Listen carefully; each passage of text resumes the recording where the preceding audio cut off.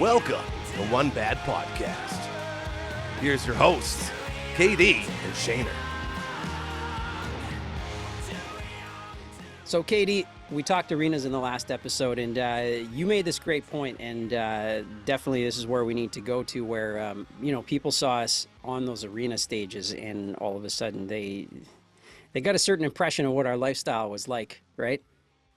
Well, yeah, I mean, I think even just, not even the rock and roll lifestyle, just that they assume that we're doing really well, like financially, And I think, and honestly, I thought we had our breakthrough record, 2012, and then our follow-up record. Both had like 3 pretty solid hits.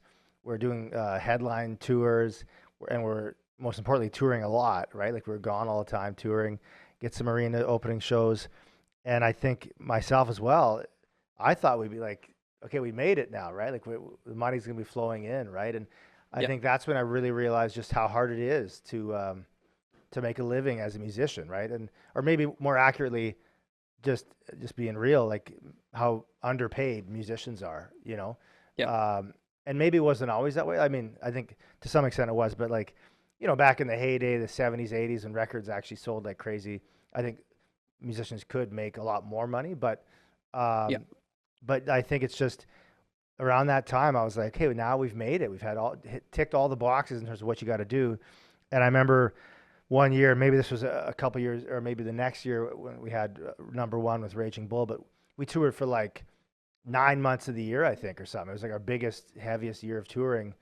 And I remember like, February rolls around, we get our tax slips, and it was like we each made something like maybe 45 grand or something, like, and that's like, that was our annual earnings, which when you're 18, 45 grand is nothing to scoff at. But when you're 38, it is, it's not much money. Right. And of course we don't do it for the money. We do it for the love, but it was just a real eye opener that, hey, it's not what people think it is. It's not like, I think we could go on a whole podcast on this, that how the music industry works and how everyone else gets paid, which we've talked about a bit. Everyone else gets paid first, and then the musicians get last after all the expenses are gone. And the people involved don't care if your expenses get racked up, because they commission on gross, not on net. But it's like, at the end of the day, musician, for all the listeners out there, I mean, your favorite bands out there, you're thinking they're living this life of luxury, and they're probably making less than your plumber, and they're gone, they're on the road like half the year at least, right? So around the time, that's when I really started to really realize that, you know what I mean? Well, dude, it's so true. And it's like, it's cool to be like open about it here, because it's a misconception that just, kind of like you hear a band on the radio and you just assume they're doing well. But there's a reason that, bands like Skid Row and like, there's bands from the 70s, like still touring, that it's, when people are like, oh, these guys should retire, but you're like, you got to realize that they might not be able to, like they, even at that level, even if you had this massive, like you were touring arenas and stuff at some point, you might not be now. Right. I mean, it's, people stay on the road oftentimes because that really is where their money is coming from. Right. And if you've got, they've got expenses like everybody else and things to pay for, houses, whatever, like, it is a thing. It's a reason why, musicians are on the road, because we love it. Like it's great, and it's fun and all those things. But also, for a chunk of time, that was really where we were making our money. That was our living, and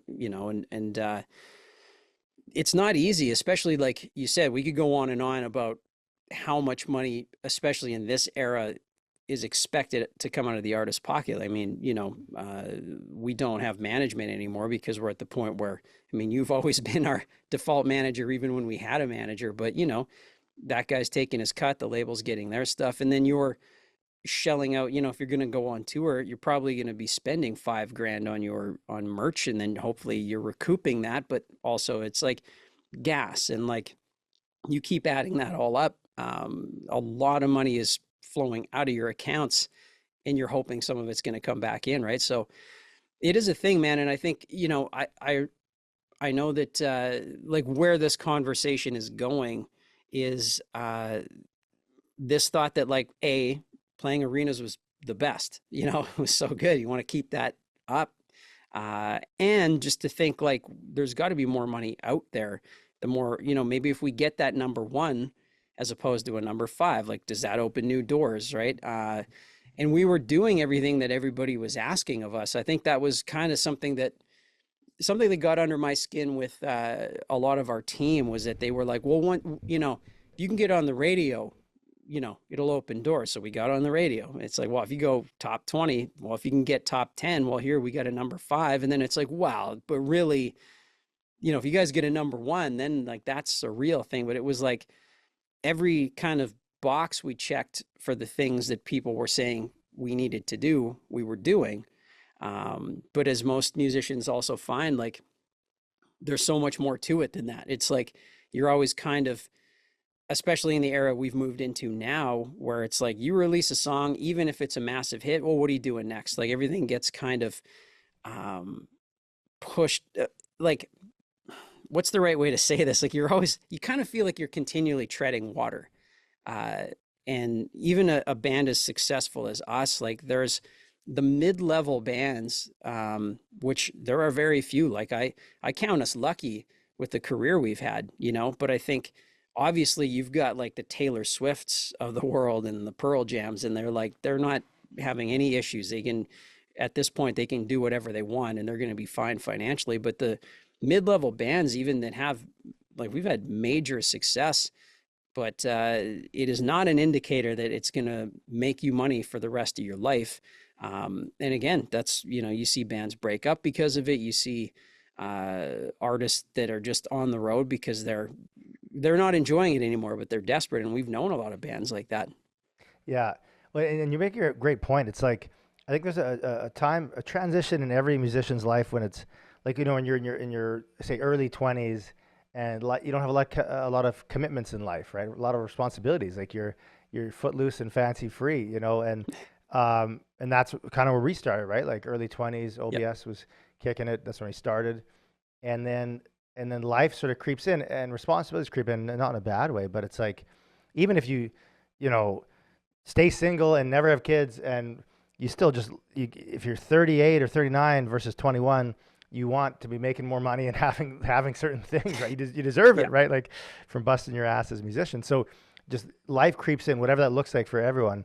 And there's that transition that happens from early 20s to your 30s, where all of a sudden it's like the realities of life sort of become clear. And that's where it's just going out and playing music for fun is only part of the equation. You also got to make a living at it, right? I think that's the real thing. And that's why I've got so much respect for all those bands that are still going, including ours, but bands that just like stick at it and make it and keep doing it, right? Like even a band like, say the Glorious Sons or like artists like that, where they've whatever they're doing, it's a lot of work, right? Like they got to be on the road a lot to make that work. Or the Beaches is a great example. They're killing it. And they're really out there doing it, and it's a lot of sacrifice too, right? It's like you're missing out on family events or personal events or whatever, and home is the tour bus, and so if you get a chance, if you actually get a chance and make the most of it and make it, whatever that looks like, I always think of the amount of sacrifice it must have taken for any of those artists, because I've seen what it took for us, right? Being, like you said, we were a mid-level success, right? We weren't doing arenas. We didn't even get to the having a tour bus level, which maybe we can talk about that for a bit, because that's a lot of people don't think about that either. Is so when we're on tour with Sebastian Bach touring the U.S., which we'll talk about more later, or even with Def Leppard, it's like they can sleep every night in the tour bus while it drives to the next town, whereas we gotta have a quick maybe 3-hour sleep in the hotel, for maybe 4 hours if we're lucky, get up early and then drive the next day in our van and trailer, right? Because to get to that level of being a touring bus band, you have to be making significant money, because your overhead every day having a tour bus is like crazy, right? And you got to pay a driver and all that stuff and gas and rent it. And we never got there. We tried and we could have probably on a couple tours, but we would have made no money on the tour. So we We Yep. decided to make money. Well, and we knew bands that did that. We knew bands that did exactly that. Like we were at a point where, between Black Buffalo and Made in the Name, where it was like we could have got a tour bus. Like there was enough money like to cover it, but Yeah. when we would talk about that, we were like, well, do you want to come home with nothing? Because, a tour bus, I don't know, what it is now. Probably it's like $1,000 to $1,500 a day at the low end. At And least, yeah. that's plus a driver, and your driver gets a hotel room every night. So, your operational costs are like 2,000 to 2,500 at minimum just to operate that bus. So it's like, yeah, we could have done the vanity thing just to pull up in a tour bus. And we've seen and toured with bands that showed up in those things, and because they broke up shortly after, a couple of them that we know, you're like, you couldn't afford it, right? And so it's like we'd have those discussions where is it worth the vanity of like, oh yeah, like we'd get to sleep more, and that would have been nice, like just on a personal level. But it was like we're also, like you said, we're trying to, like, our lives are progressing to this place where you kind of, I mean, you want to come home with some cash and have some stability, right? Like, and I think that's what we're talking about is no matter what your life situation is, you'd hope that after like 12 years of doing something, things kind of stabilize where you're like, okay, we can sort of like, there's predictability in this whole deal, but there never is I would honestly, man, I don't know if this number is crazy, but I'd say like 95% of artists in general don't have stability in that way, predictable, like, oh, every time we go out, there's a crowd for us. It's like, Yeah. things change so fast all the time, right? Well, I think that's why, sadly, like that's why there's so many, addictions issues and mental health struggles with musicians, right? Like it is such a hard living. Again, I've got nothing but respect and love for other musicians who just, do it. They're the full-time musicians, hired guns, or touring musicians, whatever. And because it's such a hard racket, right? It's of any career out there. Yep. It's by far the most difficult, I think. I can't think of a more difficult career. And like, yeah, when you see, I love like, yeah, you see the success stories, like the Pearl Jams or the Rolling Stones, like those are like the miracles, right? So when you go see them live, you just like grin ear to ear because they did it and they deserve it. I mean, for the most part, bands that are that big are there for a reason, right? And it's Yep. pretty special to see that. That was always the sort of shining light at the end of the tunnel. It's like, well, look, Pearl Jam did it, and Yeah. yeah. Well, and dude, this is a cool place. Like we're coming up time on this episode, but this is where we're going to go with this. And we're actually like, we're getting close to this podcast coming full circle because we're getting close to that Sebastian Bach tour, which is where we started this whole thing off. And that all came about because of the next record. And so everything we've talked about now in the last couple episodes with arenas and this whole kind of moment of, the Black Buffalo record and everything that kind of was happening after that, we were on this upswing.